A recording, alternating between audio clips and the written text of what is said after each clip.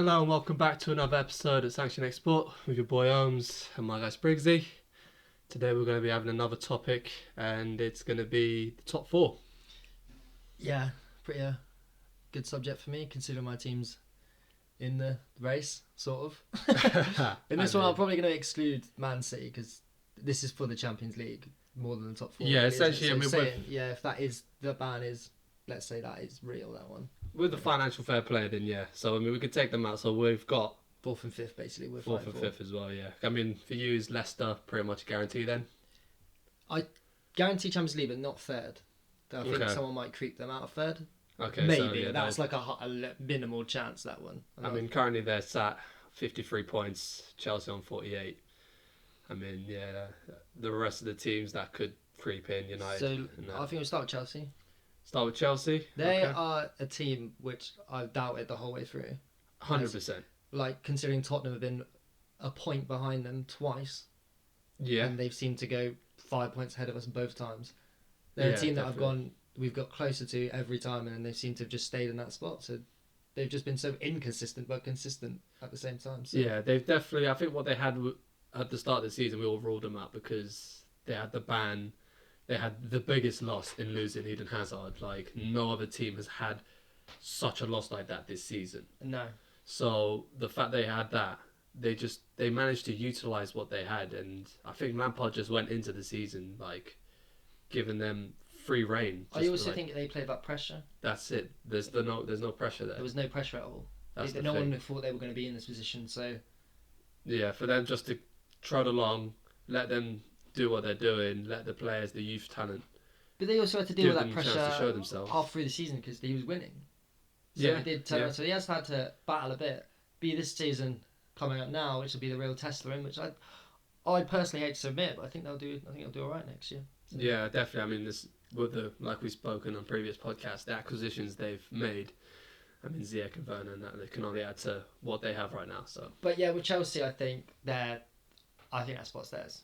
yeah, I mean, it can go away, but it's hard to see them miss out. To be honest, like considering the way they've played, I think. I mean, they've got what they've got. A few tough games there. They've got City, Palace, Wolves, and Liverpool. Like, yes, he's saying that then like that. Draws can kill you off. they So can, even they if they can. draw, that could really. I think they've got to go for those games. I don't think they've got to look to if they're playing Liverpool. Go, oh right, we'll try and balance this one out. See, we'll try and balance this one out. They've got to go for it. Yeah, Because if you draw in this stage of the season, that can be like a loss. It's only a point. yeah, 100%. I mean, these are the games that we've picked out. But I mean, if you look at them, I mean, City and Liverpool, they're games that They'll lose them. they'll lose. But then, like the Palace and Wolves are the other two games we've picked out that are potential hiccups. But I mean, Palace away, Wolves at home. Palace have always just been a dodgy team anyway. But London derby, London rivalry, they might edge it. Come push, come to Palace have shove. got Then, enough firepower to put 3 or 4 goals past you. but then But Palace. also enough to Probably get around beaten. about then they don't have anything to compete for. They're not No. struggling for. They're not in a relegation fight, so it's one of those. It's talks just a where they dodgy might game. be. Yeah, Just in general, even if they were getting relegated or if they were winning the league. exactly. And Wolves obviously are competing with them. Well, saying that, shall we go to Wolves? I mean, Wolves have been somewhat of a surprise package. To me, no, they're not. They never have been. No. People forget, and I've said this before. They have a lot of money. They've gone under the radar so badly. It's unbelievable. They have a lot of money. They do have a lot of money. Everyone's like, They're oh like the yeah, third Ruben richest owners Neves. of All fourth. this. They had Ruben Neves in the Championship. He was a Champions League player, and people were going, oh yeah, they've worked really hard, which they have. Yeah. If you're getting a Champions League player in the Championship, I'm It sorry. does speak volumes. Like they were able to get a lot of Portuguese talent in to that team to push them through the championship. But I do give them credit that their team doesn't look as well as the other ones, and they're up there. So Yeah, well, I mean, they've just got a solid unit. That's what they have. Like they've based themselves on a Portuguese outlet with like Diogo Jota, Rui Patricio, Ruben Neves. Like they've built a spine, João Moutinho, of Portuguese players that know each other's style. They would have that secondary link because they're all Portuguese. yeah, that's what's built them well, and then Yeah, obviously not- their manager as well. Not taking anything away from they're doing brilliantly this year. So Yeah, I mean, if we go to their fixtures as well, I mean, Arsenal at home, Sheffield United away, Palace at home, Chelsea away. Those are the 4 that stand out. they look like they probably got the easiest run. Yes, And out they're of, not out easy of all the games, teams, so yeah. like this is what we're dealing If with right now. If they've got an opportunity, this is the time for them to take it, because everyone else are building. I mean, United have brought in Bruno Fernandes. This is their chance. Yeah, If they get in there with the money they got, God, they could go anywhere with it. exactly. Yeah, So yeah. for them, this is good for them, brilliantly with the money. The money's not a bad thing; it never has been. Like for anyone, you just like jealousy again with the thing we're talking about Newcastle. It's annoying that they have money from another perspective, but if you're that club, like you didn't beg for them to buy you; they just come along and did. Like Yeah, that's true. That's true. Well, then obviously next to them, they've got United in 5th. Man United have always been somewhat questionable of late, like recently, yeah, I mean they've won everything for years, so and then to haven't now won. see that they're fit. If you look back even 6 years from now, before in the past, you'd just be like, what? How are they here? 2013 was their last Premier League title. I know they've won the Europa League and But they've FA won a Cup decent with amount of Mourinho trophies, and stuff. so they kept the winning mentality there. But recently they haven't. Yeah, But that's gone away. So like they brought in Ole Gunnar Solskjaer to try and implement a new way of thinking, I believe. the thing they got that I've noticed, because I thought Ole Gunnar Solskjaer was gone. Straight. I looked this season. How he's still got this job, but like the recent. I think it's like recent 13 games or something stupid like that. They didn't lose, did they? Yeah, exactly. And They he went on a turned bit it of a massive run. now. So they're probably the best on form right now. Yeah, Before the break, especially like that, and they've added where they've needed to push them on. Like the signing of Bruno Fernandes pushed them on, and they've started to make this like little hot streak of theirs work well.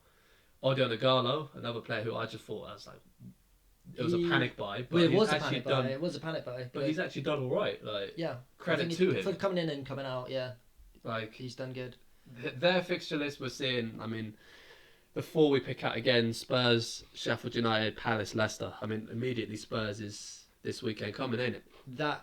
We'll get onto that with Spurs, but I'll talk a little bit about it now. That is a game that defines the whole thing, I think, of where you go from there, because it's not the points are close between those two. You are right, but it's that middle ground. I mean, United are 5th on 45 points right now, and Tottenham are in 8th with 41. Mm-hmm.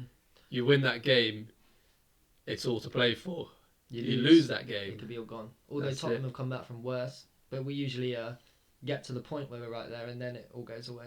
Yeah, I mean, We do the tough part, and then I don't need to say the rest of it. Yeah, for But sure. yeah, with Man United, they got a lot of firepower as well.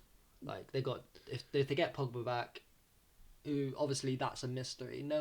Everyone thinks they have their opinion on what it is, but no one really knows what the issue is there, or if there even is one. Yeah. You don't know. Nobody knows. So Well, this is the thing. Like I've seen recently, like they had some friendlies before this season really kicks off against West Brom and that, and Pogba played in that game. I don't know if he started, but he played alongside Bruno Fernandes in that. So right, so it's frightening when you read it out. yeah, if you have Bruno Fernandes and Paul Pogba in a midfield three and have someone like Fred holding, who's been performing well this season, I mean it's a good midfield. So they do have a lot of potential. Rashford coming back now because he was injured, but because There's a lot of of thing this, with this now. A lot of people coming back from injuries, which is good. I mean, for you, Tottenham. If we move on to Tottenham, you got Harry Kane, Heung-min Son back. Like, I mean, it's been the last couple of months before this all happened. It's just been awful. yeah, it was going bad. Mourinho came in and we started off really well. Yeah, as you would with any manager coming in. The odd prick from the outside fan going, "Oh, he's not doing good enough," blah blah blah. But we were third on form behind City and Liverpool, so I'll take that. But then it happened. Kane got injured. I was like, okay, this has happened before. Yeah. Then Son got injured, and then I was like, okay, it's time to panic. I was like, okay, we still got players. Then Bergwijn got injured. Who wasn't even really. I don't think was really supposed to come in as much as he was supposed to. I reckon it was a build-in player. If you look past this now, so I'll read out this team. We've got no striker. Yeah. I'm not counting Troy Parrott. Like, I think he's a decent player, but there's a reason he doesn't play yet. You got to sometimes trust the people that see him every day, not what you see on the internet. Yeah, because he even got rid of Lorente as a backup, didn't he? So, even though he's not great, but at least he's an experienced backup. Like, and so you read this out. So we got what? Lucas will play up front, right? Yeah. And we put. You name 2 wingers now. Lamella and. It's going to be an academy player. You see what I mean? Do you see what this is? What off the bat, like when you lose players, struggling with, like what we were doing with that Walker was Peters insane. maybe on a wing. He's on Southampton. He's not even. Oh, he's not even there in a minute. Oh. So now back is something. This could really take. I'm not gonna. I said we were outside favourites. Yeah, definitely. I mean, the position you're in, 5 points behind United. But if we play like we. The thing is, with what I've said with Tottenham before, and I always will, is we've had probably sometimes the best team in the Premier League. Yeah. But there's one thing we don't have on our team, and that's people that win. Yeah. We don't have any winners. As Mourinho coming in is a winner, and that's something you need. True. Like, you need that. That's why I was so happy with getting him. Obviously, I was gutted about Poch, but if you like, again, I've said this before. If you asked me if I wanted Mourinho 3 years ago, I'd have bit your hand off. So yeah, that's true. But like, I mean, I will agree with you. It's for me, you're the outside bet, but like better than others, because for me, some of the fixtures I've put an extra team in. Like, all the others have got 4 tough games, but for me, you and Arsenal have got 5 tough games. Like, you've got United, Sheffield, Arsenal, Leicester, and Palace. Like, see that the only one that worries about that one is probably Arsenal, just because of what it is. Like, you are at home against Arsenal, to be fair. I get that, but it doesn't matter in that game. That game doesn't mean that. This is like, it's a game I don't even sit in my chair for. So, like, it's just, you just never know with that one. Okay, yeah, that's fair enough. Well, obviously we'll move to Arsenal then. Arsenal, undefeated since Arteta came in. I mean, that's what they like to call it. For me personally, like, I look at the table, they're sat in 9th on 40 points. They're sat pretty cushy for what is it? Because they're not expected to get anywhere near it, to be honest. But look at it, I'm out of all the teams there, being an Arsenal fan, I'd be the most annoyed because they've fallen into that hole of where draws kill you. They have 6 losses this season. They've lost less times than City, who sit in second. But draws have killed them this season. Yeah, that happens, mate. Draws are... What do you suffer with draws? Like it's happened to Liverpool in the past. Yeah. With that Rafa Benitez season where you came second to United and you don't get the record draws in the season. Something stupid like that. Yeah, literally. It's a joke. But yeah, Mikel Arteta coming in, I never thought that was a bad move. So no, obviously, I mean, he learnt under Pep for 2 years. Like if you're an Arsenal fan, I get it. Even when we got Poch coming in, you feel like you want something more. Yeah. But sometimes it's the right thing to happen. It's the thing you least expect to come around the corner. So. Yeah. Like, for me, for Arsenal, they're too far. For me, they've got too many tough games because they have. It's such a hard one for me because they have both sides of the scale. Like, and they're screwed. So. Their fixture list: they've got City away, Wolves away, Spurs away, Leicester and Liverpool as well. So like, it's a tough fixture. I mean, if they come out, they're well played, and I will give you all the plaudits you can. But I'm going to be honest, I don't think you will. No, you've got one world class player, and the rest. Yeah, that's it. I mean, the midfield's poor. I'm going to be honest. They've got talent coming through. Don't get me wrong, like, they're all right. Guendouzi are all right, but that's it. That's not Arsenal Football Club. Arsenal, one of the most the most history and one of the most teams with the most history in the Premier League. Like, you don't want players like Guendouzi in your midfield. Do you know what I mean? For sure. You want high profile players. But he's had, in the short time he's been there, he's had slightly the same impact Lampard has had at Chelsea. Like, you've seen like the talents like Bukayo Saka come through. Like, he's a left midfielder, young English talent that no one was speaking of up until the turn of the year. And obviously got Martinelli, yeah. I think he's decent. They've got some good talent there. But yeah, I think considering the teams around, I think it's a stretch for them. So there's one more, right? Sheffield United. Yeah, they're the big name, the big shockers this season. I mean, like I said this before as well. coming up, I knew they'd do all right because they played a decent variety of football. They played with tempo and they played with heart. So they didn't even finish top. No, I know. finished second, They played with heart, a lot of heart and a lot of tempo. So I knew they'd do all right, but I'd never ever thought that they'd been a breath for a Champions League place. Like it's unheard of in most aspects of it. Like they have a team where I think it's a crazy amount, like 85% of their squad is British, and they're 85% of their squad you never heard of. Yeah, exactly. Like they get a lot of piss taken out of them with some of the players they have, but they have some talent there. Like that's not Dean Henderson that's not to be taking the piss out of them, is it? Like if you've got that mediocre players in your squad and you're doing this, yeah, imagine what you could do with half decent players. Yeah, I think it's for me. What I see is if it continues for like and maybe a season or two more, they're doing what Bournemouth and Eddie Howe did at the start. Just like but obviously they had like a good mentality, a good way of playing, but they just don't have the finance to push on further. Unfortunately, I think this is where it ends for them. But we said that before with them, so it's tough. I can't. All I can predict, I don't know. I hope they surprise me, but I sort of hope. I don't think it'd be good for the Premier League for them to get in it. Yeah. Well, for me, like they've got. I genuinely think they get knocked out in the qualifiers. That's a problem. Like with it. That's why I have a problem with it. Like they've got. But if they've earned it, yeah, they have a right to be in there. So that's what they've got. They have the opportunity because the fixtures we've picked out are the teams they're competing against: United, Spurs, Wolves, Chelsea, and Leicester. But like that means these big games that they have for the remainder of the season defines whether they get this spot. Yeah. So again, that they've earned it. They would earn it massively if they can beat these teams. And at the end of the day, I mean, like it's tough, but I'm siding with you a little. I feel like it's going to be a little bit too much to ask from them, and they're probably good. They'll do a good job in the Europa League. To be honest, it'll be a better fit for them. So, who do you think is going to get 4th and 5th then? We'll start with 4th. 4th, I think Chelsea will just about hang in there. I think Chelsea got that one because, like we've said, they've shown everyone wrong, and on top of that, the players that they're bringing in, that can only spur the current crop of players to stake a claim in the team. I think that's what they're all waiting for. Yeah. If they get in the Champions League, that's why Werner hasn't been signed yet. Yeah, exactly. So there's only got to be that reason. I can't see why he. Hasn't come yet. 5th. 5th. I mean, this will be close.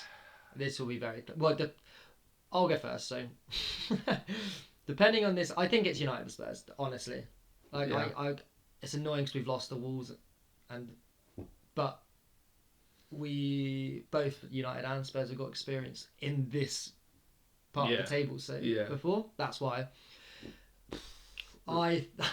the business end. This next week. So yeah, that defines it. But then I've said that before, where we've been miles ahead of things and we've fucked it up. So because like you say, this it's game United is Spurs. I honestly can't choose between those two. So like you said, like this game is a defining one because it's United v Spurs. But then after that, like United still have to play Sheffield, Palace, and Leicester, and you still have to play Arsenal, Leicester, Palace. Yeah, like it's still all up for grabs. For me, this is the trickiest top Champions League places I've seen in a long time. Yeah, 100%. Considering like one team at the top just ran away with it, City as being City, and Leicester have done enough to be up there. Yeah. The rest has been a very good scrap, to be fair. So who would you put in 5th? I think for me, I'm a little bit like you that this game does have a lot of importance this next weekend. I feel like United are just going to edge it. I feel like United will just get that 5th spot. And get fucked, mate. That's another episode of Sanction X Sport. You tell us who you think should be 4th and 5th, and if ours suck. So thank you. Like, subscribe, please, and I'll see you soon, guys. Football is life.